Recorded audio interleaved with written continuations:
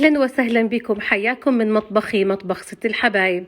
بما إنه شتاء على الأبواب حبيت أسوي معاكم طريقة السحلب المنزلي، جدا سهلة ولذيذة. أكيد السحلب الجاهز متوفر بكل مكان وبأكثر المناطق، بس في مناطق يمكن ما يتوفر عندهم أو مو موجود. فاليوم راح أسوي معاكم خطوة بخطوة، جدا رائعة هالوصفة، وإن شاء الله يا رب تجربوها وتعجبكم. والناس اللي ذاقوا عندي عجبهم كثير وقالوا أطيب من الجاهز. أول خطوة أنقع نص كوب رز مصري بماء دافئ تقريبا نصف ساعة. بعدين بمصفى أخليه بمكان فيه هواء وأخليه ينشف معايا تماما.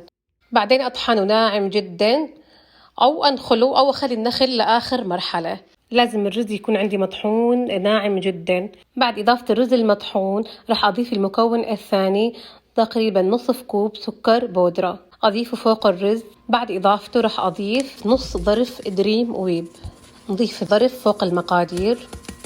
بعد ما أضيفهم راح أضيف بعدهم نص كوب حليب بودرة.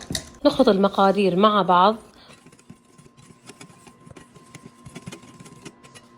وآخر مكون عندي نصف كوب من النشا أضيفهم. بعدين أخلط المقادير مع بعض، أدخل المكونات مع بعض مشان أتأكد إنه الخليط عندي ناعم وما عندي أي تكتلات.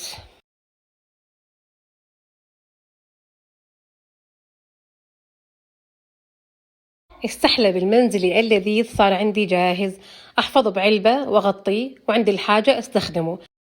نجي هون طريقة الاستخدام. عندي حليب سائل أي نوع متوفر عندكم، كوب كامل. لكل كوب كامل أضيف ملعقة ونص من مسحوق السحلب المنزلي. أضيف السكر حسب الحاجة، حسب ما تحبوا السكر ضيفوا. بعدين أخليه على النار يغلي تقريبا من 3 ل4 دقائق على نار هادية. مع التحريك انتبهوا أكون جنبه، وانتوا على النار شوفوا السماكة المطلوبة أو السماكة اللي تحبوها. هون السحلب صار جاهز. طبعا ضروري يزين بالجوز أو عين الجمل مع رشة قرفة.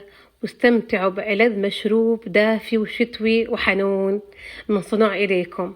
ويا رب تكون الوصفة عجبتكم، وألف صحة وهنا على قلوبكم، وانتظروني بفيديوهات قادمة. منشروا العشاق السحلب وخليهم يشوفوا الوصفة ويجربوها ويستمتعوا بأطيب مشروب